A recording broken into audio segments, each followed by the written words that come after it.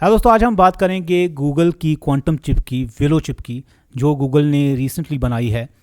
Google का ये दावा है कि ये जो चिप है ये इतनी बड़ी प्रॉब्लम सॉल्व कर सकती है जो ट्रेडिशनल कंप्यूटर को सॉल्व करने के लिए शायद मिलियंस ऑफ ईयर्स लग जाएंगे।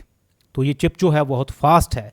सिर्फ यही दावा नहीं है गूगल का ये भी दावा है कि ये चिप जिस तरह से प्रोसेस करती है इंफॉर्मेशन को, वो मल्टीवर्स की थ्योरी को प्रूव करता है कि ये पैरेलल यूनिवर्सेस का सहारा लेती है इंफॉर्मेशन को प्रोसेस करने के लिए।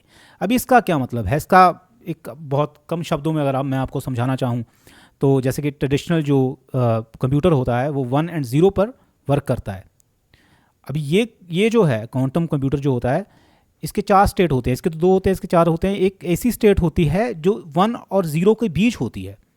अगर आपको पता हो कि जो मल्टीवर्स थ्योरी है वो ये कहती है कि हम और भी स्टेट्स होती हैं यूनिवर्स में एक ही चीज़ की, जो जिसको हम मल्टीवर्स थ्योरी कहते हैं कि अगर एक जो चीज़ यहाँ पर है, अगर मैं यहाँ पर हूँ तो मेरा एक क्लोन किसी और यूनिवर्स में भी है। तो जब हम वो कहते हैं कि श्रोडिंजर्स कैट, कि जब वो हम बॉक्स खोलते हैं, जब हमें पता चलता है कि ये यही है, अगर आपको पता होगा, मैं मानकर चल रहा हूँ कि आपको पता होगा क्योंकि अगर आप मेरे चैनल पर हैं तो मुझे लगता है आपको पता ही होगा श्रोडिंजर कैट के बारे में कि अगर उससे पहले वो कैट जो है वो मरी हुई भी है और जीवित भी है। और क्वांटम स्टेट में ऐसा ही होता है, एक ही स्टेट होती है। जब हम उसको खोलते हैं तब हम उस स्टेट को देखते हैं कि अब ये वही है। जैसे कि एक इलेक्ट्रॉन जो है वो सीधा भी घूम रहा है, उल्टा भी घूम रहा है एक ही साथ, पर जब हम उसे देखेंगे तब हम उसे देखेंगे वो सीधा है या उल्टा है।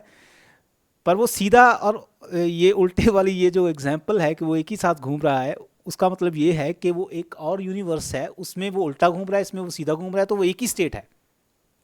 तो हम जब अपने यूनिवर्स में उसे डिस्कवर करते हैं तो वो अपने यूनिवर्स में उसे एक स्टेट में उसे डिस्कवर करते हैं। समझना बड़ा मुश्किल है, मुझे कभी कभार हंसी भी आती है कि हम ये बातें कर तो लेते हैं पर इनका कोई मतलब नहीं है।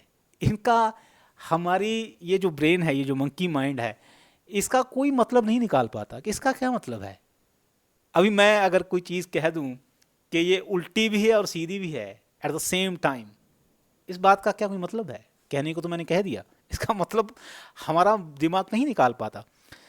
पर हम इसे गार्बेज कह सकते थे अगर ये थ्योरी पर इतनी सारी चीज़ें ना बनी होती, अगर ये थ्योरी प्रूवन ना होती। पर ये प्रूवन है, ऐसे होता है। अभी तो इस प्रॉपर्टी को लेकर एक कंप्यूटर तक बना लिया गया है, एक चिप तक बना ली गई है जो इस प्रॉपर्टी को यूटिलाइज करती है कि एक जो इलेक्ट्रॉन की स्पिन है एक ही साथ ऊपर नीचे, तो वो भी एक स्टेट है, उसको भी एक स्टेट गिना जाता है। और जब वो अभी जो चिप बनाई है गूगल ने और उस चीज़ को लेकर जब वो प्रोसेस करती है इंफॉर्मेशन को, तो इसका मतलब ये है कि ये चीज़ काम तो करती है। तो वो फिर बैक जाने लगते हैं कि ये कहती क्या है, उसका इंटरप्रिटेशन क्या है। वो कहती है कि मल्टीवर्स थ्योरी है इसका इंटरप्रिटेशन। तो फिर गूगल इससे ये दावा करता है कि हमने ये जो चिप बनाई है ये पैरेलल यूनिवर्सेस को यूटिलाइज करती है, यूज़ करती है यूनिवर्सेस का इंफॉर्मेशन को प्रोसेस करने के लिए। इसीलिए ये चिप इतनी ज़्यादा फास्ट है कि ये ऐसी इंफॉर्मेशन जो लाखों करोड़ों सालों में सुलझाई जाए, ऐसी कोई प्रॉब्लम जिसे ट्रेडिशनल कंप्यूटर लाखों करोड़ों सालों में सुलझाए, ये चिप उसे 5 मिनट में सुलझा देती है। ये दावा है गूगल का। ठीक है, अगर आपको क्लियर हो गया हो कि मैंने क्या कहा, थोड़ा बहुत समझ में आ गया हो। अभी हम बात करते हैं कि इस दावे में कितनी सच्चाई है। एक्चुअली में दूसरे साइंटिस्ट जो हैं, जो क्रिटिक्स जो हैं इसके, वो कहते हैं कि नहीं, ये सिर्फ एक थ्योरीज है, एक कल्पना है कि इस तरह से एक्चुअली में इसकी अल्टरनेटिव एक्सप्लेनेशन भी है जिससे हम कह सकते हैं कि इस तरह से इसने ये सॉल्व की प्रॉब्लम, और इसका है अल्टरनेटिव एक्सप्लेनेशन। तो इस पर हम जंप नहीं कर सकते कि यही है बस। दूसरी बात कि अब गूगल जो कह रहा है कि इतनी इंफॉर्मेशन को, इतनी बड़ी प्रॉब्लम को ये 5 मिनट में सॉल्व कर देता है जो शायद लाखों करोड़ों सालों में सॉल्व हो, तो इसका मतलब ये कंप्यूटर, ये चिप जो है वो बड़ी फास्ट है। नहीं, ये भी एक तरह से गलत क्लेम है। ये जो हमारा ट्रेडिशनल कंप्यूटर जो है, ये वो कंप्यूटर जो है, ये इन प्रॉब्लम्स को सॉल्व नहीं करता। वो एक अलग तरह की, खास तरह की प्रॉब्लम्स को सॉल्व करता है। और वो प्रॉब्लम्स, जैसे थोड़ा कॉम्प्लिकेटेड हो जाएगा काम, जैसे केमिकल्स बॉन्ड्स होते हैं एक दूसरे के साथ, कोई चीज़, कोई नई चीज़ बनानी है, और अगर वो एक साथ पैरेलल, क्योंकि वो पैरेलली प्रोसेस करता है इंफॉर्मेशन को, तो वो काफ़ी हद तक अच्छे तरीके से उसको कर सकता है। पर अगर हम, ऐसी नहीं है कि हम, हमारे जो अभी ये कंप्यूटर जो है, इन प्रॉब्लम्स को वो कंप्यूटर सॉल्व कर सके। अगर तो ऐसा हो गया तब तो फिर बहुत बड़ा रेवोल्यूशन हो जाएगा। अब हम क्यों नहीं सुनते हैं ज़्यादातर कि क्वांटम कंप्यूटर मार्केट में आ गए?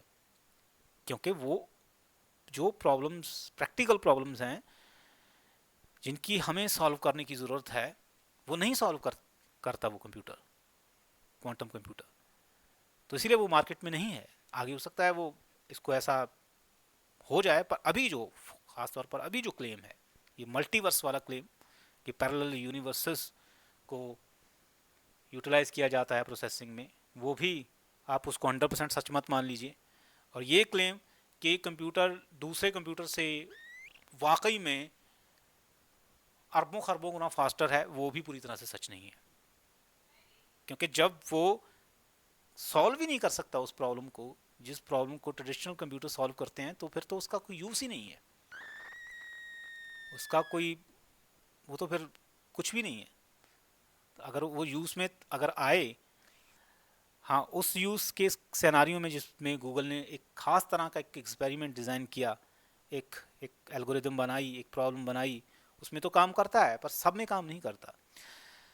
तो हाइप ट्रेन में चढ़ने से पहले थोड़ा सोच समझ कर चढ़ना चाहिए कि असल में ये है क्या। और हाँ, आगे बहुत कुछ हो सकता है, बहुत सारे रास्ते खुल सकते हैं। ये ऐसा नहीं है कि ये कुछ भी नहीं है, ये है एक बहुत बड़ा ब्रेक थ्रू है। ऐसा कर पाना भी एक बहुत बड़ी बात है अपने आप पे। ऐसा नहीं है कि छोटी बात है, बहुत बड़ी बात है, पर इतनी भी बड़ी नहीं है जितनी ये बताई जा रही है।